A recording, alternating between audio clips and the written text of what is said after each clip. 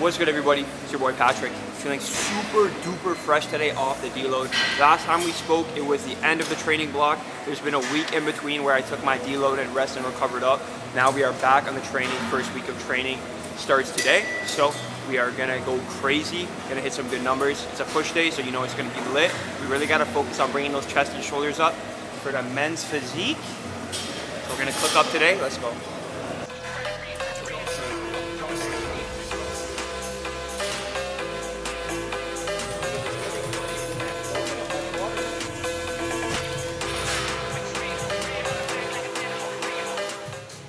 Top set is 100 today, so we're just gonna touch 80, just 4 reps. Lately, on my when I've been working up, I've been reducing the amount I'll do on my warm-up sets or my feeder sets, and I'll barely do any weight. I'll straight up just go 4 reps. That's it, and then now I'm gonna work the hundreds after that. So I'm super not fatigued, just getting used to the weight.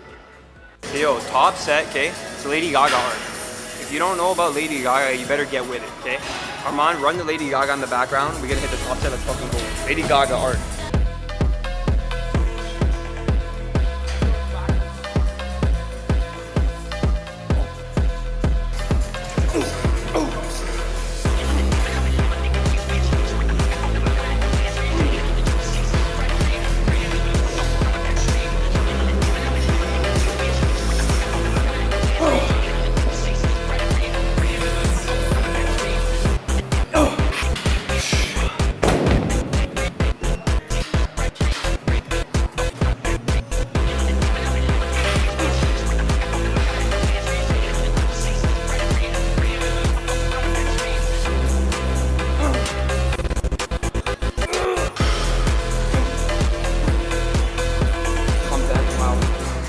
Alright, hundreds for 5, help on the 6-1. It's not too bad. It is the beginning of the training, a new training block. I'm okay with that to match an all-time PR on the first session of our new training block, right, the first week. Can't really complain about that, so it's just upward from there and new PRs from now on. So gotta get cooking, get everything on point, and we're gonna push PRs all day for the next 8 weeks. We have to go crazy, but we're happy with the hundreds, happy with the form, happy with the technique, really making sure I'm touching my chest on every movement just to standardize my technique. So now whenever I do another set, I know a full rep is not completed until the dumbbell touches my chest. A lot of people, they go oh, I'll just go 1 inch off, 2 inch off. It's hard when you don't have a super tangible standard of technique to really progress, because if you do something oh, I just want 1 inch off my chest, that might switch to 1.5 inches when it gets heavy, right? And that's when you kind of just get into cheating and doing more weight cheating rather than doing more weight by progressing. So.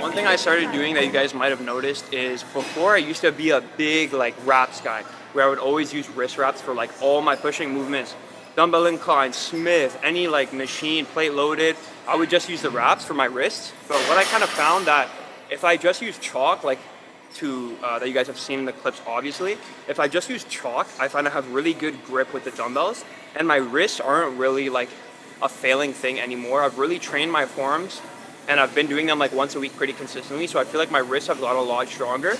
And now when I use the wraps, I literally feel that it's more uncomfortable than comfort. And I feel more comfortable even when I'm doing stuff 100-pound dumbbells, that I have good wrist control and wrist strength, that it's not a problem. Even going at full depth and using 100-pound dumbbells, as long as I use chalk to make sure my grip is sound. So I've replaced my wrist wraps, don't really use them anymore for any exercise. I don't even know if I use them at all. I don't think I do. But I just use chalk on a lot of movements, and I really find that helps. And for the chalk, I already bought 20 of these, so I might as well use it. But I actually do prefer it now.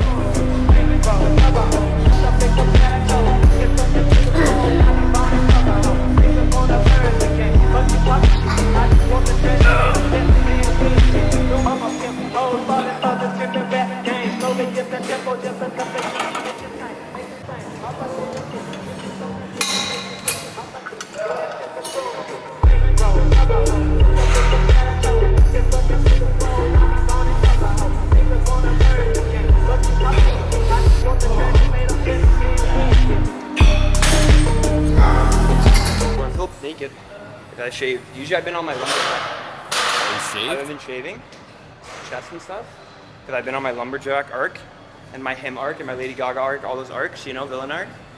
But I shaved just for the vid, and I feel like naked. It's weird. Very weird.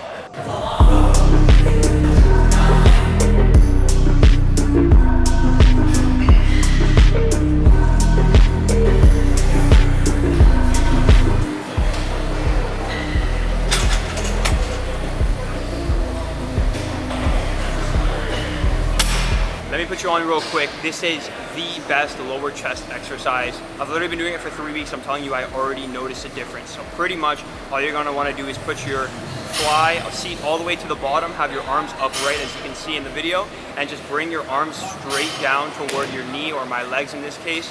This is gonna hammer the costal portion of the lower fibers, and I prefer this way better than dips. I added this in recently and it feels 10 times better on my lower chest. I'm already noticing a little bit of a difference just from 3 weeks. So try this out, blast your lower chest, and let's get some big old titties.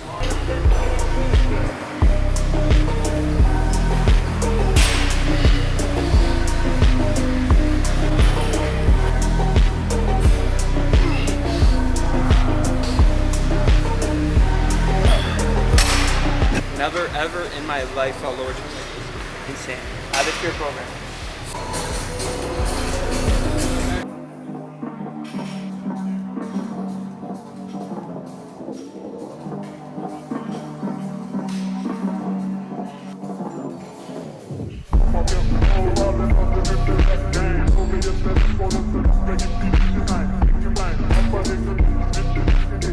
We know the massing phase is going really well. When I look back at my numbers, and I'm pretty much hitting all-time PRs at like 187, 188 pounds. We're just under 190, about to creep up on 190. When my peak numbers last bulk were like 195, 196, 197 pounds body weight. So now we're like, what's that? Like 6, 7, 8, 9 pounds under that, and we're still setting all-time PRs. So now when we get back to that 195 weight, we're gonna be a lot leaner, with a lot more muscle, have a lot more room to push, which is pretty much what the purpose of the massing phase was, where I did that mini cut a while ago that I know a lot of you guys forgot about. I didn't forget. It's all part of the plan.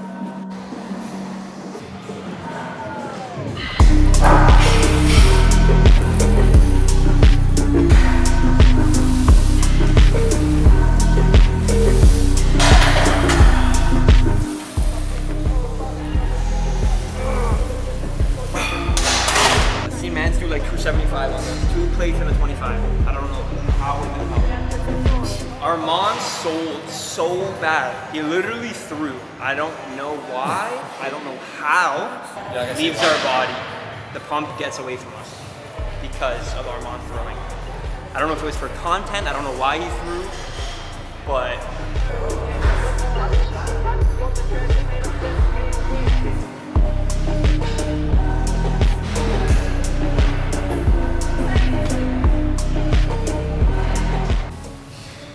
What I'm kind of realizing though, is like my arms are a little lacking, right?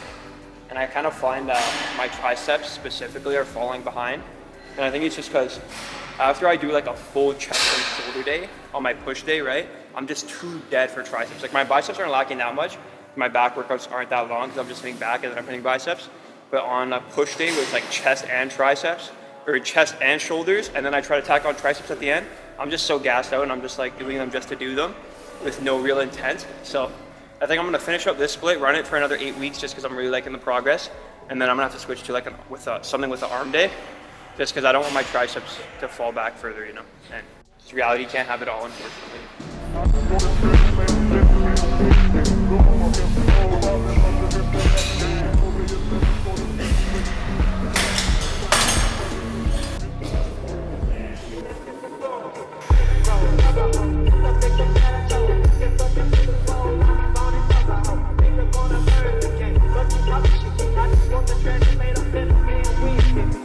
Alright, that's gonna wrap it up for today's video. I gave you all some tips on some like realizations that I kind of had and some conclusions that I made with my chest training. I'm telling you guys, I know I've said it already 100 times in this video, do that lower chest fly, and I want you to comment or you want DM me on Instagram or whatever and let me know, because I'm telling you, I've never felt a movement that much in my lower chest, and I'm telling you, within 3 weeks I already noticed a difference in the development of like my side and lower chest from that. And for us guys that don't have perfect chest insertions, we need all the help we can get. So try that exercise out definitely. And back to what I said about before about really having a tangible set point of your technique, I think that's very important. It's a reason why I go absolute full range of motion on my incline dumbbell presses, and I'm going to start doing that on all my exercises where I'm going complete range of motion, just so I have set points, so I know for a fact when I progress the weight, if I keep the technique the same, I am growing.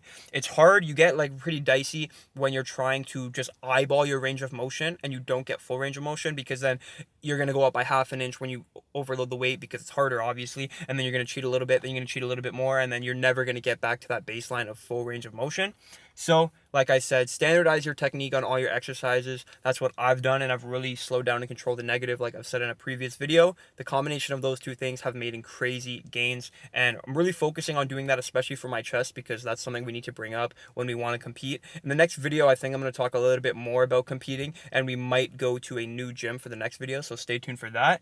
If you did enjoy the video, leave a like, comment anything you want to know below, anything about the video, any advice you have about me, how we can improve the quality and whatnot. But that's going to wrap it up for this one. I'll catch you guys in the next one.